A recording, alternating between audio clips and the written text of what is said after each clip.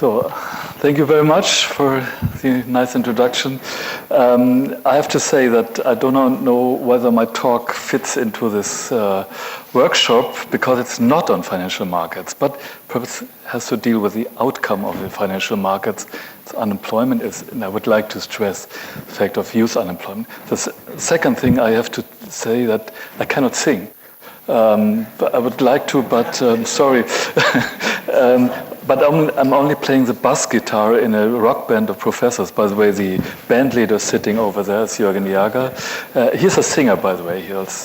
But perhaps he can do it later. So I would like to talk not about unemployment in general, but on youth unemployment in Europe. I think that's really, really a hot topic, and I would like to talk about causes, consequences, and remedies. Remedies, it's quite weak, I would say. The media are full of this topic of youth unemployment. Sorry, this is a German comment from Wolfgang Franz, the head of the German economic advisors, the previous head. And of course, as one of the consequences of the financial crisis, we had this huge rise in youth unemployment in many, many European countries. And the question is, what will be the consequences? We have almost 6 million young people between 15 and 24 without a job in Europe. And I think this graph is quite interesting. It shows the youth unemployment rate for the EU 27 and EU 17 countries, which go pretty much in parallel. And you have the green line, which is the German youth unemployment rate. And you see in 2005 or so, the rates were pretty close to each other, but then the gap was widening. German youth unemployment was falling, and the unemployment in the EU 27 or 17 were rising, and is still at a very high level. I had the opportunity with a meeting with the Swedish Labor Ministry. She came to Germany to discuss the problem of youth unemployment. And I learned that Sweden has a big problem with youth unemployment. And it's a different situation, but traditionally, it was so that we were looking at the Scandinavian countries as sort of ideal case with income and organization of the labor market, etc. But now it seems that Germany does something right with the labor market. But of course, the point is the problem in the other countries is really, really severe. You see here in almost all the countries here in the table, youth unemployment has increased, partly dramatically increased, and there were only here 2 countries where the opposite is the case. It's Poland and Germany, if one compares 2012 with 2005. So the question is, for me in the first place, to look at the relative level of youth unemployment compared to total unemployed or the unemployment of the elderly. And what you see here is that even in Germany, but much more so in the other European countries, unemployment of the young is pretty much higher than the general unemployment level. Germany, it's 0.5, so it's 50% higher than the usual unemployment rate, but for the other country, the factor is between 2 or 2.5. So youth unemployment is higher than the average employment for the older people.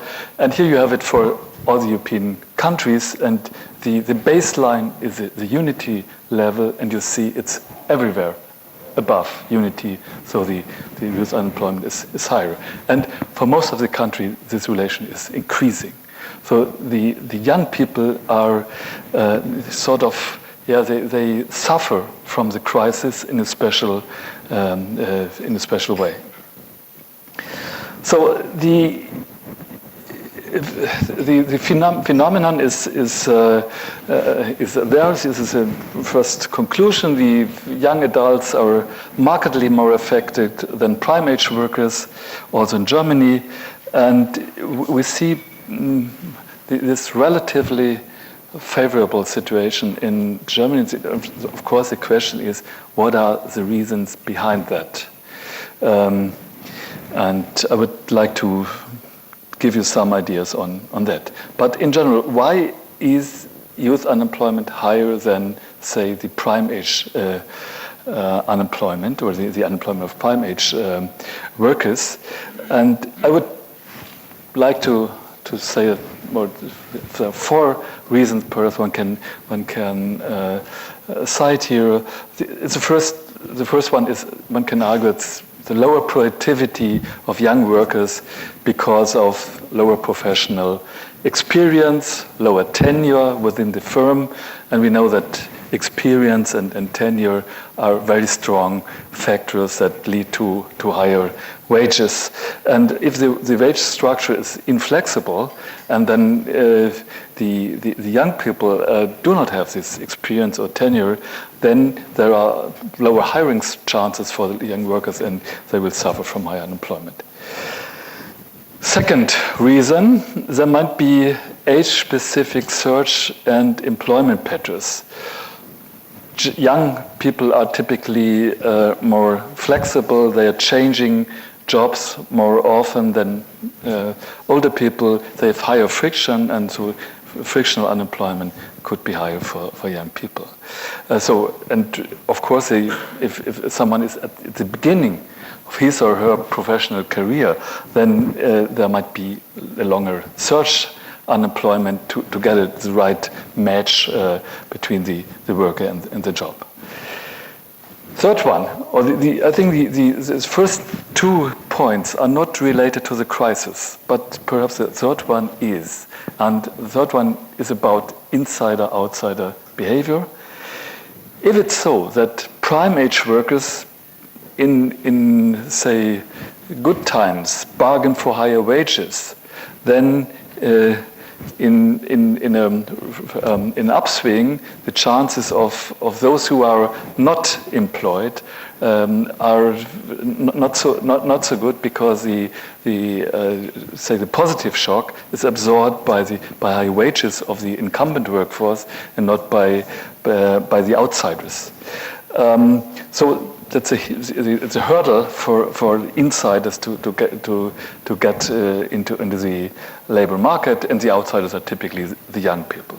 So that might be an explanation also plays a role in the crisis. But perhaps the fourth point here, the fourth item, is perhaps the most relevant for the phenomenon we saw, where I showed you before. So the job protection for prime age workers.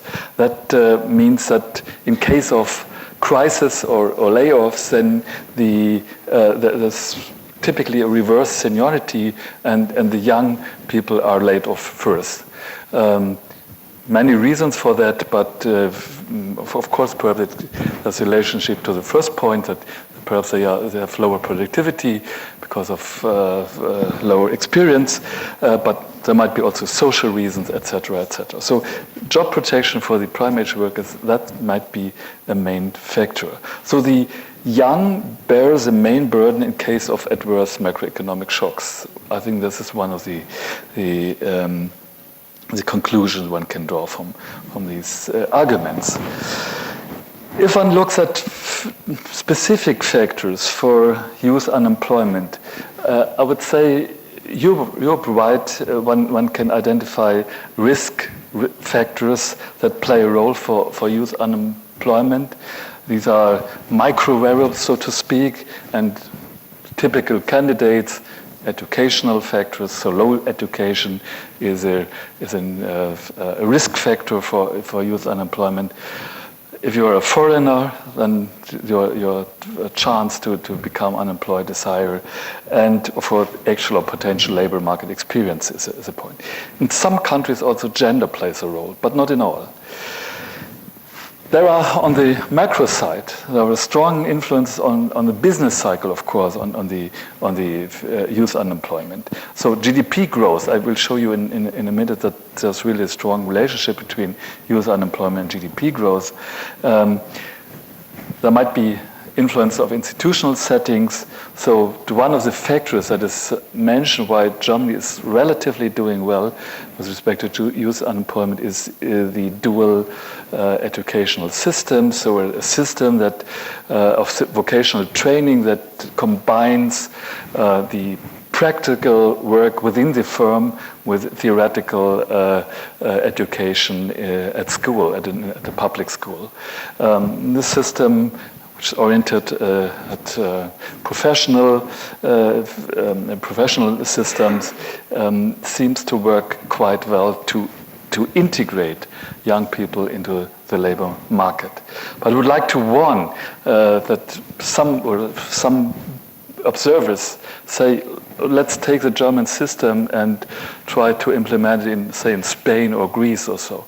That, in my view, will not work because that system has a long tradition, and it's very specific to the German, I would say, social partnership within the firms, because it's an investment in typically of firms into the human capital of young people, and to think that this system can really taken over by countries with a completely different tradition. In my view, it's really naive. That will not work to my opinion. So there are these micro effects on youth unemployment, but the typical micro effect, as I cited above, are relatively independent of the business cycle. The relationship, this very simple descriptive analysis, GDP growth on the horizontal axis and the youth unemployment on the vertical axis, and you see clearly a negative correlation. Of course, it's not a causal effect, but you see that the macro variable, they play a big role. And of course, the financial crisis, which caused weakness of GDP growth, then led to youth unemployment. Further point, and now we coming to micro influences, is the skill level. And what you see here is on the horizontal axis, the years since the highest educational achievement and the unemployment rate in percent on the vertical axis. And you can see the level of the lines is different, and it's the lower, the higher the qualification or the skill level of the young people. But for all groups, it's falling. Of course, it's a reflection of the search process. The longer the period from that elapses from the highest education achievement, the lower is the unemployment, because simply young people find a job. But for the lower curves, the high-skilled people, unemployment rate after, say, 2 years or so, it's really already at a very low level. But for the unskilled, this is not the case, and typically relatively high level persist. This was an overview over the European situation. I would like to give you some empirical aspects for Germany. Germany is a special case, but it has also, say, a higher youth unemployment compared to the primary workers. So let me talk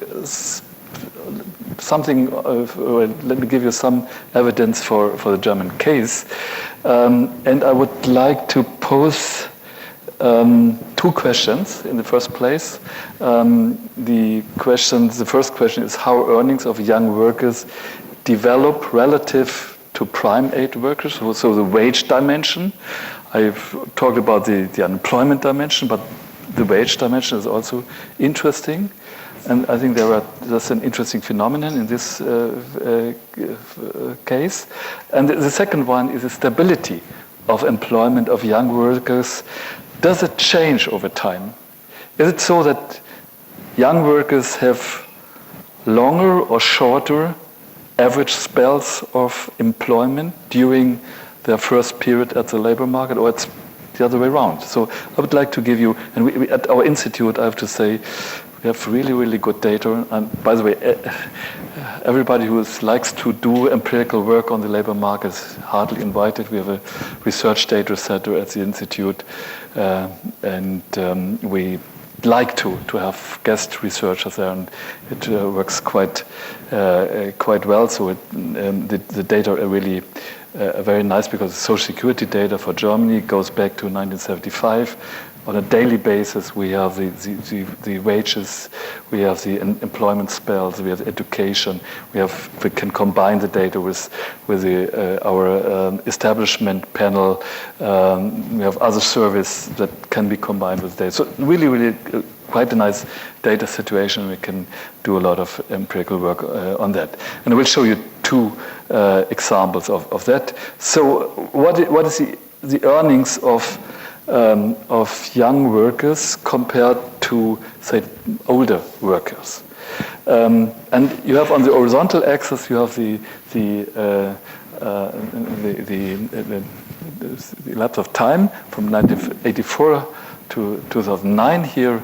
And what I showed you, the line unity would be indicate that young workers have the same earnings than the older workers, but we see the lines are pretty much below unity.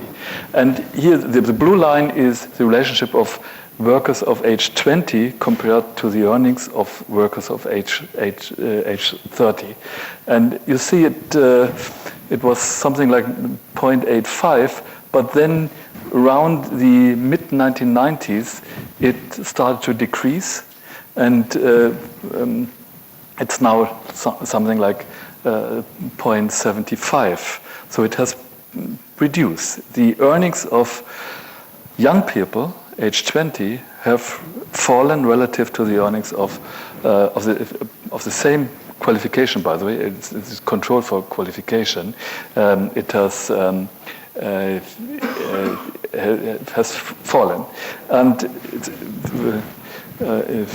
I think you cannot see the third line, but it's for the compared to the workers of age 40 or 50, it's even stronger. This is I have to say, this is for low-skilled workers. So the wage of low-skilled workers, they have fallen. That's really a clear phenomenon that is in the data. For the skilled workers, this is not so much the case. It's quite stable. It's also, of course, it's the earnings of young workers relative to older workers are markedly lower. But there's not a clear trend in the data. So next step is the average length of employment spells. This is for low-skilled workers and skilled workers. You see the yellow line or the green line is relatively high, and the vertical axis gives the employment length in days. So the typical employment spell for skilled workers below the age of 30 here is around 800 days. So it's quite stable. For the low-skilled, the length of employment spells is decreasing in trend.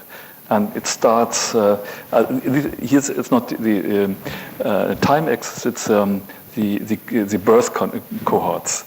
So with birth cohorts, say 1961, 63, this line starts to decline. So one could say, and it's a market decline from, say, in the average 600 days to less than 400 days.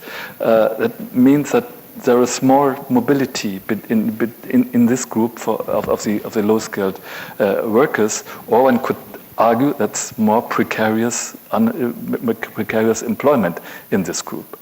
So we saw that wages are falling, and at the same time, the stability of the jobs is falling over time for this group of young workers. I would like now to come to a more deeper econometric analysis, and I would like to talk about the scars of youth unemployment. I think one of the reasons why youth unemployment is so prominent in the media is that there is a fear that from youth unemployment there will be long-run negative effects for society. These are the scars of youth unemployment. And one could identify, one can say different points, I would say. First, in the first place, there are direct consequences of youth unemployment, and I would say that the demotivation, frustration of young adults at the beginning of a professional careers is a factor that perhaps is of some influence for the society. There might be positive, negative effects for the educational attainment if it's so that, at least in some of the South European countries, if you have sort of over-educational phenomena, then there might be a negative feedback on the educational attainment because the chances to get a job, even with a good qualification, is relatively low. So this might be a negative feedback on the behavior of young people. But what I would like to stress in what follows now are the long-run consequences for the economy, the scarring effects of youth unemployment.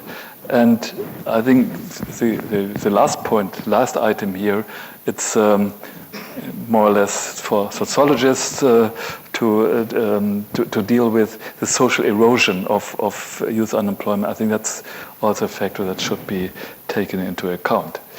But I would like to talk about scarring effects of youth unemployment, and the more specifically, I would say that the question whether youth unemployment and prime age unemployment are causally linked together. Is youth unemployment a causal factor for prime age unemployment? First question. And the second one, is there a causal link between youth and unemployment and prime age earnings? So are there long-run effects on the earnings of workers? And I have to say, I give to you directly the answer. The answer is yes. Yes in both cases. And one can show it with the data. So there's some previous literature. The scarring literature is quite old. Greg in the Economic Journal has found long-run consequences of youth unemployment. A work of Stefan Bender and von Wachter with our data. Stefan Bender is one of the head of the research data center at our institute, and they have found that business cycle conditions at the start of the professional career have long-lasting effects on later earnings, and these are identified as causal effects.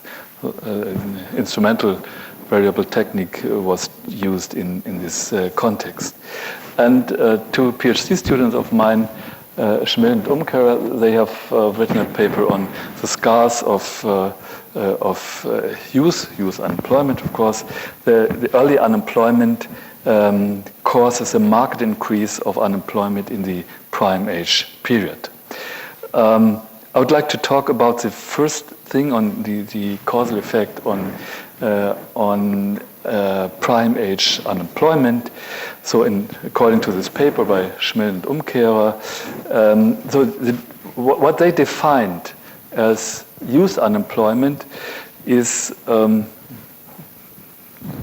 very specific. They say that it's the unemployment in the first 8 years of the professional career.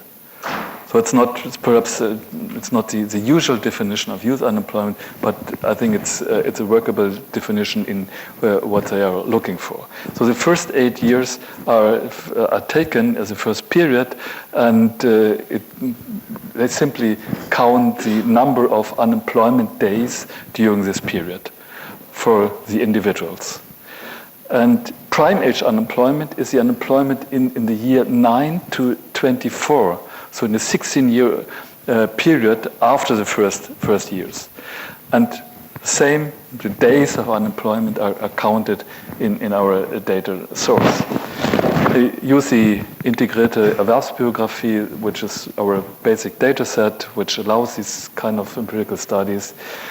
They restricted the work for male workers in West Germany because of this long-run comparisons they were interested in, and male workers because for the female workers we have this part-time phenomenon, and which leads to some problem in the empirical analysis.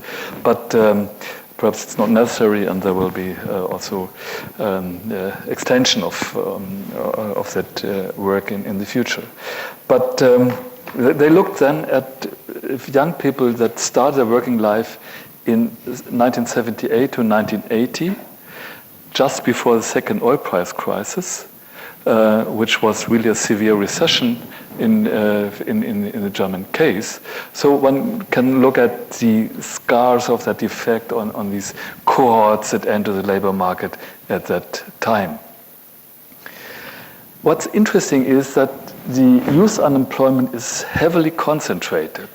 So even at that time of the second oil price crisis, 50% of the young had almost no day of unemployment, less than two weeks, or almost either no unemployment or very marginal unemployment of say less than 15 days.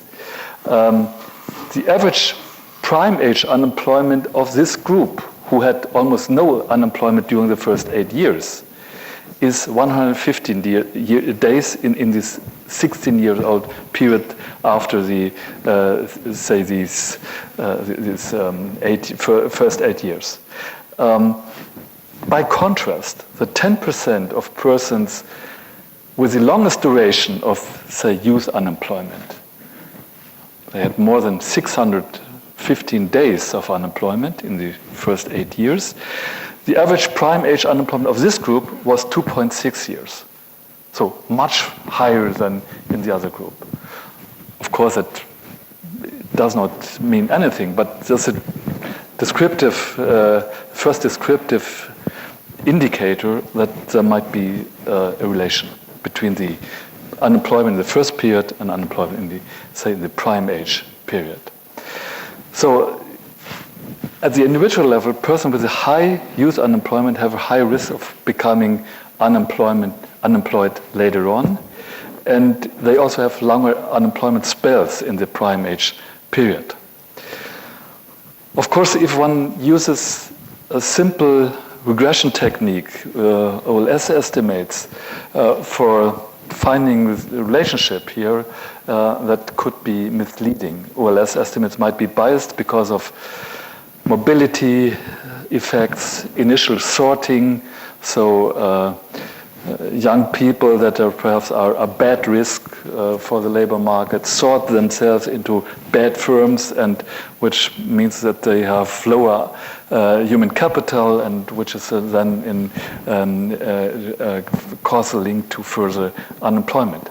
So there might be these adverse selection effects. So if one wants to have a better answer, of course, one has to use instrumental variable techniques. And the two authors, they used two different instrumental variables. The first was local labor market conditions, and the second one, firm-specific unemployment shocks. So they used mass unemployment or mass layoffs as an instrument for the incidence of unemployment, and used quantile regressions. to get an idea of whether the effects are stronger or weaker depending on if you're looking at more risky groups or less risky groups. And the results are that youth unemployment had significant and long-during scarring effects. And to give you an idea of the magnitude, according to the results, at the median, so at the median of youth unemployment, the effect is unity. That means a day more of unemployment in the first 8 years causes another day of unemployment in the prime age period. That's the result they find, and the causal effect is stronger for a problem group at the labor market. I would like to give you some ideas of a second study. This is on earnings, and I did it together with PhD student, Umkehrer. Data is the same data source, so definition is very similar to what Schmiller and Umkehrer did. But now we are looking at earnings. So prime age earnings, meaning that we're looking at the cumulative gross earnings in the year 9 to 24 in 2005 euros. Here, this gives you an idea of the distribution of youth unemployment. As I said before, the majority of young people almost have no unemployment days during their first 8 years. But on the other hand, those who are here in the upper percentiles of the distribution really have extremely high duration and of unemployment during the first years. This gives you an impression of the distribution of prime age earnings. These are cumulative earnings. And the dispersion is really huge. You have some of the workers that 20% of the workers have during the prime age less than 200,000 euros cumulative income, and on the upper end of the distribution, the prime age earnings are 1 million.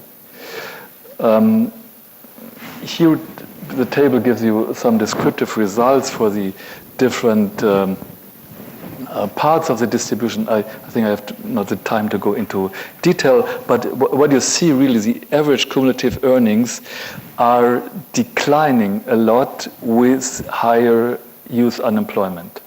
So there's some descriptive evidence that goes into the direction. But again, of course, it's not descriptive. We have a lot of control variables in the econometric approach. I don't want to go too much into detail, but earnings during the training period, for example, is one control variable. The size and the wage level of the training firm. We have dummies for tasks and professional characteristics. The unemployment rate, the aggregate unemployment rate at the end of the training period might be another influence.